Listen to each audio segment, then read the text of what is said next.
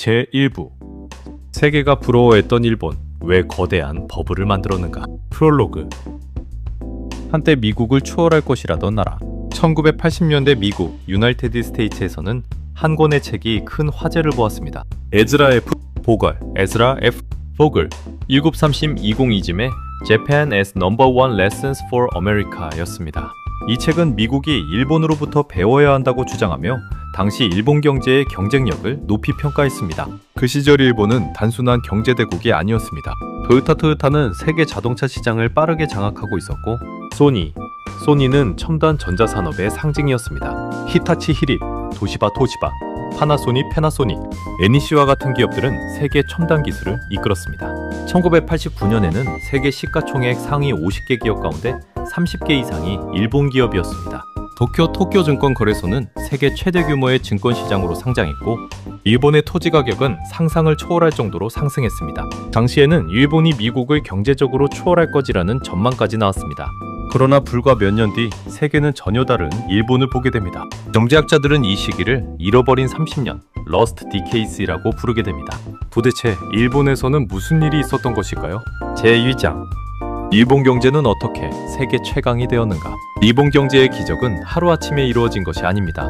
제2차 세계대전 1939-1945 패전 이후 일본은 산업시설의 상당 부분이 파괴되었고 극심한 인플레이션과 식량 부족을 겪었습니다.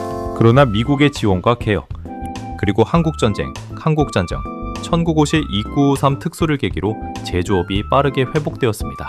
1955년부터 1973년까지 일본 경제는 연평균 약 10%에 가까운 성장률을 기록하며 세계에서 가장 빠르게 성장하는 국가 가운데 하나가 되었습니다.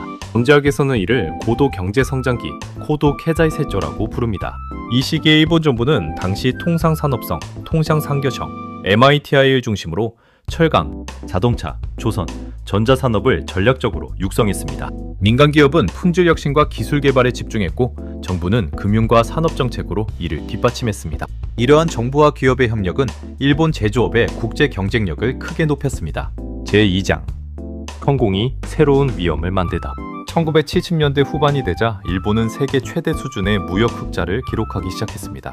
토요타 자동차는 미국 시장에서 큰 성공을 거두었고, 소니의 워크맨은 전 세계적인 히트 상품이 되었습니다. 전자제품, 카메라, 반도체, 공작기계 등 일본 제품은 높은 품질과 경쟁력을 바탕으로 세계 시장을 석권했습니다. 그러나 이러한 성공은 미국과의 무역 갈등을 심화시켰습니다. 미국은 일본 제품의 수입 증가로 제조업 일자리가 감소하고 무역 적자가 확대된다고 주장했습니다. 이 문제는 단순한 통상 마찰을 넘어 국제 통화 질서의 변화로 이어졌습니다. 제3장. 플라자 합의, 일본 경제의 전환점. 1985년 9월 미국 뉴욕의 플라자 호텔에서는 미국, 일본, 서도, 프랑스, 영국 등 주요 5개국 G5 재무장관과 중앙은행 총재들이 모였습니다. 이 회의에서 체결된 것이 플라자 합의, 플라자 어코드 1985입니다. 합의의 핵심은 달러 가치를 낮추고 엔카, JPY와 독일 마르크화의 가치를 높여 미국의 무역 적자를 완화하는 것이었습니다. 이후 엔화는 매우 빠른 속도로 절상되었습니다. 1985년 달러당 약 240엔 수준이던 환율은 불과 몇 년 만에 120엔 안팎까지 하락했습니다. 이는 일본 수출 기업에 큰 부담이 되었습니다. 수출 가격 경쟁력이 약화되자 일본 정부와 일본은행, 니본긴코, 뱅크 오브 재팬은 경기 둔화를 막기 위해 기준금리를 인하하고 시중에 풍부한 유동성을 공급했습니다. 당시에는 이러한 정책이 일시적인 경기 대응으로 보였습니다. 그러나 막대한 유동성은 예상치 못한 방향으로 흘러가기 시작했습니다. 제4장. 돈은 공장 대신 부동산으로 향했다. 금리가 낮아지자 기업과 개인은 쉽게 돈을 빌릴 수 있게 되었습니다. 문제는 이 자금이 생산적인 투자보다 부동산과 주식시장으로 집중되었다는 점입니다. 도쿄의 땅값은 해마다 급등했고 주식시장도 가파르게 상승했습니다. 부동산 가격이 오르면 이를 담보로 더 많은 돈을 빌릴 수 있었고, 빌린 돈은 다시 부동산과 주식에 투자되었습니다. 이러한 과정은 자산가격 상승이 또 다른 투자를 부르는 자산가격, 버블에셋, 프라이스 버블의 전형적인 모습이었습니다. 당시에는 도쿄 항공의 땅값이 미국 캘리포니아주 전체보다 비싸다는 말이 회자될 정도였습니다. 물론 이는 상징적으로 과장된 표현이었지만 당시 부동산 가격이 얼마나 비정상적으로 상승했는지를 보여주는 사례로 자주 인용됩니다. 경제학에서는 이러한 현상을 투기적 버블, 스페큘레이티브 버블이라고 설명합니다. 자산의 가격이 실제 가치보다 미래의 가격 상승 기대만으로 계속 오르는 상태를 말합니다. 제5장 버블은 왜 반드시 붕괴하는가? 경제사에서 모든 버블은 공통점을 가지고 있습니다. 튤립 투기 17세기 네덜란드, 아메회사 버블 18세기 영국, 닷컴 버블 2000년대 초, 미국의 서브프라임 모기지 위기 2008년. 가격이 영원히 상승하는 자산은 없습니다. 일본도 예외가 아니었습니다. 1989년 말부터 일본은행은 과열된 자산 시장을 진정시키기 위해 기준금리를 인상하기 시작했습니다. 자금 조달 비용이 높아지자 부동산과 주식시장의 상승세는 멈추었고 결국 가격이 급락했습니다. 버블이 꺼지는 순간 막대한 부채를 안고 있던 기업과 금융기관은 큰 손실을 입었습니다. 은행은 부실 채권에 떠안았고 기업은 투자를 줄였으며 가게는 소비를 줄이기 시작했습니다. 일본 경제는 이 충격에서 오랫동안 벗어나지 못했습니다. 제1부 맺은 말. 잃어버린 30년은 하루아침에 시작된 것이 아닙니다. 그 출발점에는 눈부신 성공이 있었습니다. 세계 최고 수준의 제조업, 막대한 무역흑자, 국제 경쟁력, 그리고 넘치는 자신감. 그러나 경제의 성공은 때로는 과도한 낙관론과 자산가격 급등을 불러왔고 결국 일본 경제는 거대한 버블의 붕괴를 경험하게 되었습니다. 다음 제2부에서는 버블이 무너진 뒤 일본 경제에서 실제로 어떤 일이 벌어졌는지, 은행의 부실 채권, 디플레이션, 기업의 구조조정, 그리고 잃어버린 30년이라는 표현이 등장하게 된 배경을 보다 깊이 있게 살펴보겠습니다. 제2부 버블은 왜 무너졌는가? 부동산과 주식의 붕괴, 그리고 디플레이션의 시작. 프롤로그 버블이 꺼진 뒤에도 경제는 왜 살아나지 못했는가? 1989년 말 일본은 세계에서 가장 부유한 나라 가운데 하나였습니다. 도쿄의 땅값은 천정부지로 치솟았고 일본 기업들은 세계 증권시장을 주도했습니다. 그러나 불과 몇 년 뒤 그 화려했던 풍경은 사라졌습니다. 부동산 가격은 급락했고 주가는 반토막이 났으며 은행들은 막대한 부실 채권을 떠안았습니다. 많은 사람들은 일본 경제가 곧 회복될 것이라고 예상했습니다. 과거에도 경기 침체는 있었고 대부분의 국가는 몇 년 안에 성장세를 되찾았기 때문입니다. 하지만 일본은 달랐습니다. 침체는 3년이 아니라 10년, 다시 20년, 그리고 30년에 걸쳐 이어졌습니다. 왜 일본 경제는 이렇게 오랫동안 회복하지 못했던 것일까요? 그 이유는 단순히 버블이 붕괴했기 때문이 아니라 버블 붕괴 이후 나타난 구조적 문제가 서로 맞물리며 경제 전반을 장기간 압박했기 때문입니다. 제1장 주가와 부동산 가격의 급락. 1989년 말 일본의 대표 주가 지수인 니케이 지오는 사상 최고치를 기록했습니다. 그러나 일본은행, 일본銀커, 뱅크 오브 재팬이 기준금리를 인상하면서 분위기는 급격히 바뀌었습니다. 주식시장은 하락하기 시작했고 부동산 가격도 상승세를 멈추었습니다. 상승을 전제로 투자했던 기업과 개인들은 큰 손실을 입었습니다. 버블 시기에는 자산 가격이 계속 오를 것이라는 기대가 투자를 이끌었습니다. 그러나 가격이 하락하기 시작하자 투자자들은 반대로 자산을 급히 처분하려 했습니다. 이러한 현상은 가격 하락을 더욱 가속화했습니다. 경제학에서는 이를 부채 디플레이션, 뎃 디플레이션과 자산 가격 조정, 에셋 프라이스 커렉션의 시작으로 설명합니다. 제2장 은행은 왜 대출을 줄였는가? 버블 시기 일본 은행들은 부동산의 담보로 막대한 자금을 빌려주었습니다. 당시에는 토지 가격이 계속 상승할 것이라는 믿음이 널리 퍼져 있었기 때문에 금융기관도 위험을 과소평가했습니다. 그러나 부동산 가격이 급락하면서 담보 가치도 함께 떨어졌습니다. 기업이 대출을 갚지 못해도 담보를 처분하면 손실을 회수할 수 있다는 전제가 무너진 것입니다. 그 결과 은행은 대규모 부실 채권, non-performing loans를 떠안게 되었습니다. 자본이 약해진 은행은 새로운 대출을 꺼리기 시작했고 신용 공급은 급격히 위축되었습니다. 경제학에서는 이를 신용경세, 크레딧 크런치라고 합니다. 기업은 투자 자금을 구하지 못했고 가게도 소비를 줄였습니다. 금융시장의 충격이 실물 경제로 확산되기 시작한 것입니다. 제3장 디플레이션이라는 늪. 많은 국가들은 경기 침체가 오면 물가가 오르는 인플레이션보다 물가가 내려가는 디플레이션을 더 두려워합니다. 표면적으로는 물건값이 싸지는 것이 소비자에게 유리해 보일 수도 있습니다. 그러나 경제 전체로 보면 상황은 다릅니다. 사람들이 앞으로 가격이 더 내려갈 것이라고 기대하면 소비를 미루게 됩니다. 기업은 물건이 팔리지 않으니 생산을 줄입니다. 생산이 줄어들면 고용이 감소하고 임금도 정체됩니다. 소득이 늘지 않으니 소비는 다시 감소합니다. 이러한 악순환이 반복되면 경제는 장기간 활력을 잃게 됩니다. 일본은 1990년대 후반부터 이러한 디플레이션에 오랫동안 시달렸습니다.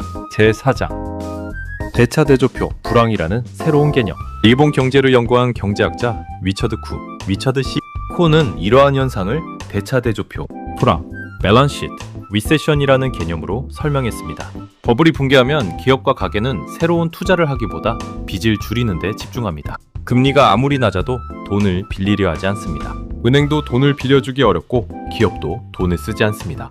이 때문에 통화량을 늘려도 경기가 살아나지 않는 현상이 나타날 수 있습니다. 일본은 오랫동안 기준금리를 낮추고 대규모 통화 공급을 실시했지만 기대만큼 소비와 투자가 회복되지 않았습니다. 이는 일반적인 경기 침체와 다른 구조적 문제였습니다. 제5장 잃어버린 30년이라는 표현은 어디에서 왔는가? 1990년대 초 일본의 버블 경제가 붕괴한 이후 경제 성장률은 크게 낮아졌습니다. 실질 국내 총생산 GDP는 증가했지만 성장 속도는 과거 고도 경제 성장기와 비교하면 크게 둔화되었습니다. 디플레이션과 투자 부진, 생산 가능 인구 감소가 동시에 나타나면서 일본 경제는 오랜 기간 낮은 성장세를 이어갔습니다. 이러한 현상을 설명하기 위해 언론과 경제학자들은 잃어버린 10년, lost decade라는 표현을 사용하기 시작했습니다. 그러나 침체가 예상보다 길어지면서 잃어버린 20년, 다시 잃어버린 30년이라는 표현으로 확대되었습니다. 다만 이 표현은 일본 경제의 모든 측면을 설명하는 용어는 아닙니다. 성장률은 둔화되었지만 일본은 여전히 세계 최고 수준의 제조업 경쟁력과 해외 자산을 유지했고 높은 평균 수명과 안정적인 사회 기반도 유지했습니다. 따라서 잃어버린 30년은 경제 성장률의 장기 둔화를 상징하는 표현으로 이해하는 것이 더 정확합니다. 제2부 맺은 말. 버블은 단순히 자산 가격이 떨어진 사건이 아니었습니다. 은행의 부실 채권, 신용 경색, 디플레이션, 기업과 가계의 부채 축소, 그리고 인구 구조 변화가 동시에 나타나면서 일본 경제는 장기 침체에 들어섰습니다. 하지만 여기에서 중요한 질문이 남습니다. 경제 성장률이 낮았다는 사실만으로 일본 경제 전체를 실패라고 평가할 수 있을까요? 다음 제3부에서는 잃어버린 30년 동안에도 일본이 세계 최대 수준의 순대 외자산을 축적하고 첨단 제조업과 기술력을 유지할 수 있었던 이유를 다양한 경제 지표를 통해 살펴보겠습니다. 제3부 성장은 멈췄지만 부부는 계속 쌓였다. 일본 경제를 숫자로 다시 읽다. 프롤로그 성장이 멈춘 나라라는 말은 얼마나 정확할까요? 잃어버린 30년. 오늘날 일본 경제를 설명할 때 가장 자주 사용되는 표현입니다. 이 표현을 들으면 많은 사람들은 일본 경제가 30년 동안 아무런 발전도 하지 못했고 세계 경제에서 뒤처진 나라가 되었다고 생각합니다. 그러나 경제는 하나의 숫자로 평가할 수 없습니다. 국내 총생산 GDP 성장률은 경제를 이해하는 중요한 지표이지만 그것이 국가의 모든 경제적 역량을 설명하지는 않습니다. 한 나라의 경제를 제대로 이해하려면 성장률뿐 아니라 국민소득, 생산성, 해외 투자, 금융자산, 산업 경쟁력, 노동시장, 국가 신용도 등 다양한 지표를 함께 살펴보아야 합니다. 이번 시간에는 잃어버린 30년이라는 표현 뒤에 가려진 일본 경제의 또 다른 모습을 객관적인 자료를 바탕으로 살펴보겠습니다. 제1장 성장률은 낮아졌지만 경제가 멈춘 것은 아니었다. 먼저 분명히 해야 할 사실이 있습니다. 1990년대 이후 일본의 경제 성장률은 고도 경제 성장기와 비교하면 크게 둔화되었습니다. 1955년부터 1973년까지 연평균 약 10%에 가까웠던 성장률은 버블, 붕괴 이후 1% 안팎의 낮은 수준으로 떨어졌습니다. 이는 분명 일본 경제가 겪은 큰 변화였습니다. 그러나 낮은 성장률이 곧 경제의 정지, 댕지를 의미하는 것은 아닙니다. 경제 규모는 계속 확대되었고 기업들은 연구 개발을 지속했으며 국민의 생활 수준 역시 세계 최상위권을 유지했습니다. 일본은 과거처럼 폭발적으로 성장하지는 않았지만 이미 성숙한 경제로서 안정적인 기반을 유지하고 있었던 것입니다. 경제학에서는 이러한 현상을 성숙 경제, 메이추어 이코노미의 특징 가운데 하나로 설명합니다. 제2장 세계 최대 수준의 순대외 자산이 의미하는 것. 일본 경제를 이해하는 데 가장 중요한 지표 가운데 하나는 순대외 자산 네트, 인터내셔널 인베스트먼트 포지션, NIIP입니다. 순대외 자산은 해외에 보유한 자산에서 해외에 진 부채를 뺀 금액입니다. 여기에는 해외 기업 지분, 공장, 채권, 주식, 금융자산 등이 포함됩니다. 일본은 수십 년 동안 경상수지 흑자를 바탕으로 세계 각국에 꾸준히 투자했습니다. 미국 기업의 주식, 유럽의 국채, 동남아시아의 생산시설, 세계 각지의 사회간접 자본과 부동산, 이처럼 축적된 해외 자산은 매년 배당과 이자, 투자 수익의 형태로 일본 경제에 지속적인 소득을 가져다 주었습니다. 즉 일본은 단순히 물건을 많이 파는 나라를 넘어 자본이 돈을 버는 나라로 변화한 것입니다. 이 점은 대한민국과 비교할 때 중요한 차이입니다. 대한민국도 해외 투자가 빠르게 늘고 있지만 해외 자산의 절대 규모와 장기간 축적된 투자 수익에서는 아직 일본과 상당한 격차가 있습니다. 제3장 제조업 경쟁력은 여전히 세계 최고 수준이었다. 잃어버린 30년 동안에도 일본 제조업은 무너진 것이 아니었습니다. 오히려 산업의 기반이 되는 핵심 분야에서는 여전히 세계적인 경쟁력을 유지했습니다. 공작기계, 산업용 로봇, 특수강, 탄소 섬유, 구미 베어링, 반도체 제조 장비, 화학 소재, 광학기기. 이들 분야는 일반 소비자가 쉽게 접하지는 않지만 자동차와 반도체, 항공우주, 의료기기 산업의 핵심을 이루는 기술입니다. 예를 들어 일본 기업들은 정밀 공작기계와 산업용 로봇, 고기능 소재 분야에서 오랫동안 세계 시장의 높은 점유율을 유지해왔습니다. 이는 단기간의 투자만으로는 따라잡기 어려운 기술 축적과 산업 생태계의 결과입니다. 제4장 일본 기업은 해외에서 더 크게 성장했다. 버블 붕괴 이후 일본 기업들은 국내 투자만으로 성장하기 어렵다고 판단했습니다.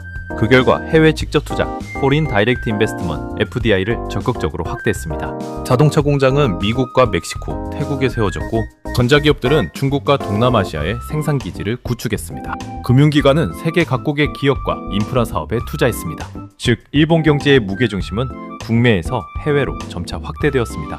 이 때문에 일본 국내 성장률만 보면 경제가 정체된 것처럼 보일 수 있지만 일본 기업들의 활동 범위는 오히려 세계적으로 넓어졌습니다. 국가 경제를 평가할 때 국내 생산만이 아니라 해외에서 창출되는 부가가치와 투자 수익도 함께 살펴보아야 하는 이유가 여기에 있습니다. 제5장 그렇다면 잃어버린 30년은 틀린 표현일까? 결론부터 말씀드리면 그렇진 않습니다. 이 표현은 일본 경제가 경험한 장기 저성장과 디플레이션을 설명하는 데에는 적절한 측면이 있습니다. 하지만 이를 근거로 일본 경제 전체가 실패했다고 단정하는 것은 지나친 단순화일 수 있습니다. 일본은 성장률에서는 어려움을 겪었지만 높은 국민소득, 세계 최고 수준의 평균 수명, 안정적인 사회 기반, 세계 최대 수준의 순대외 자산, 강한 제조업 경쟁력을 유지했습니다. 경제는 단순히 얼마나 빨리 성장하느냐만으로 평가되지 않습니다. 어떤 자산을 축적했고 어떤 산업을 유지했으며 어떤 제도를 만들어 왔는지도 함께 살펴보아야 합니다. 제3부 맺은 말 잃어버린 30년이라는 표현은 일본 경제의 한 측면을 보여주는 말입니다. 그러나 그것만으로 일본 경제 전체를 설명하기에는 부족합니다. 일본은 성장률에서는 어려움을 겪었지만 세계 최고 수준의 기술력과 해외 자산, 금융 신뢰를 유지하며 또 다른 방식으로 경제력을 축적해왔습니다. 대한민국 역시 일본의 성공과 실패를 함께 살펴볼 필요가 있습니다. 우리가 배워야 할 것은 과거의 고도 성장만이 아니라 성숙한 경제가 어떻게 지속가능한 경쟁력을 유지하는가 하는 점입니다. 다음 제4부에서는 일본은 무엇을 잃었고 무엇을 지켜냈는가 라는 질문을 중심으로 고령화와 재정, 기술, 사회 안정성 등을 종합적으로 살펴보겠습니다. 구독과 좋아요는 더 좋은 동영상 제작에 큰 도움이 됩니다. https 비록 네이블 커미션 1박 GMD 블로그를 방문하시면 더 좋은 자료들이 있습니다. 후원 계좌 NH농협 352-2350-4419-13